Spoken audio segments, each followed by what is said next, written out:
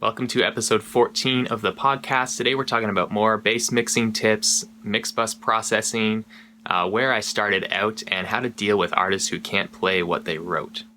3, 2, 1.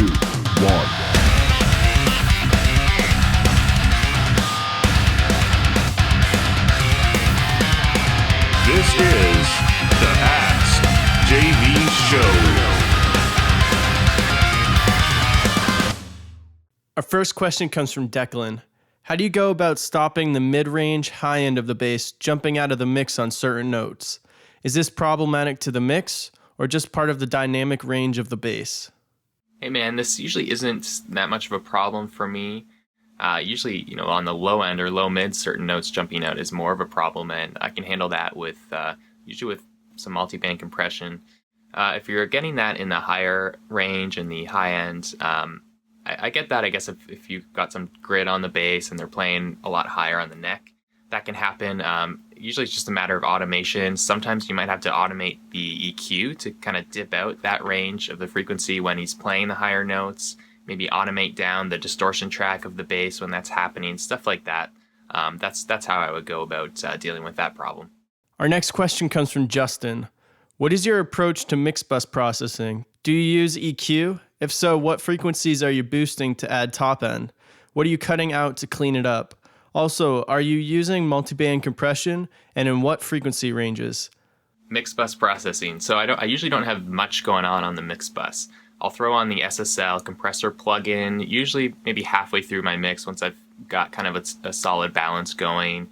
I'll throw it on, doing a couple dB compression max, and that just stays on throughout the rest of my mix. I'll check it, kind of towards the end, make sure I'm not compressing too much, kind of fine tune it near the end of my mix.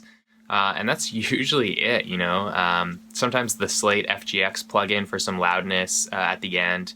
But that's it. Very transparent on my mix bus. I'd say maybe 1 out of 10 times I'll throw on an EQ at the end of my mix on the mix bus. If I get to the end of the mix and realize that it's maybe needs a little more low end overall or a little more high end overall.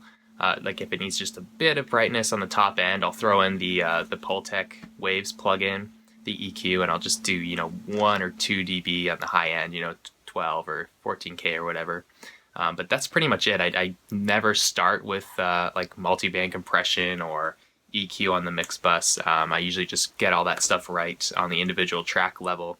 So just a bit of compression, and I'd say I think it's kind of a crutch that a lot of kind of beginner mixers are using these days, is they're throwing the compressor, the limiter, the multiband compressor, and they're all working really hard on the mix bus, and it's pretty hard to fight against that. And I would say I'm not a fan of that. I try to keep it very simple on your mix bus and do all the heavy lifting on your individual tracks and buses. Our third question comes from Brad.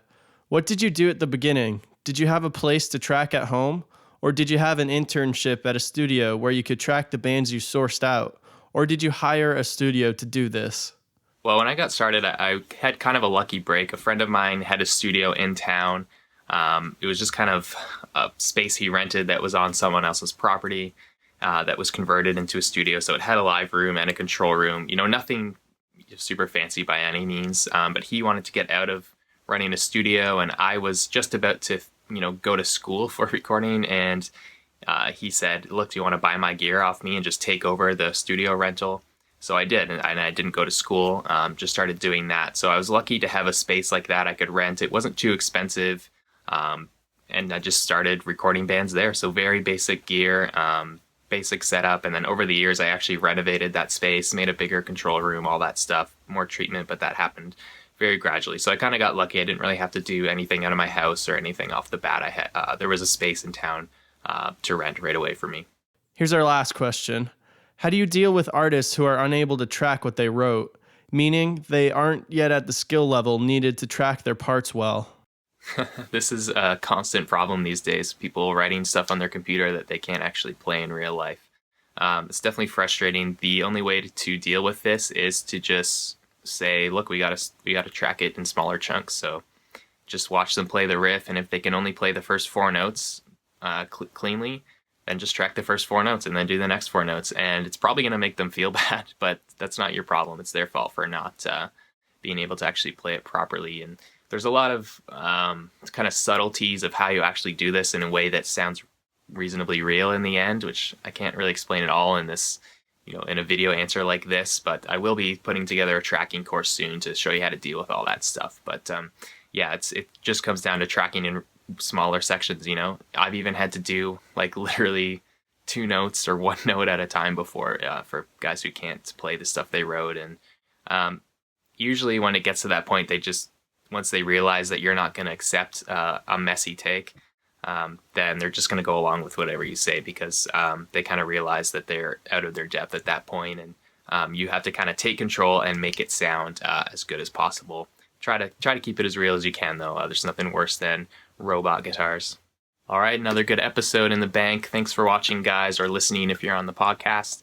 As always, jump on my email list, hardcoremusicstudio.com, grab the mixing cheat sheet if you're not on there already, and I'm going to get back to work on my new editing course. It's going to cover editing drums, guitars, bass, a little bit. I don't do much editing guitars and bass, but I'll explain my philosophy on that, and then of course vocals, so tuning, timing, all that stuff. It's super in-depth so far. I'm really excited to get it out, probably, I don't know, hopefully within a month or maybe 2 max, but probably within a month or so I'll be getting the editing course out. So really excited about that. Hope you guys are too. But until then, make sure you're submitting your questions, AskJVPod.com. I'll try to answer them the best I can on this show. We're getting a lot now, so trying to keep up, but it's been fun so far. Let's keep it going. Thanks for watching, guys.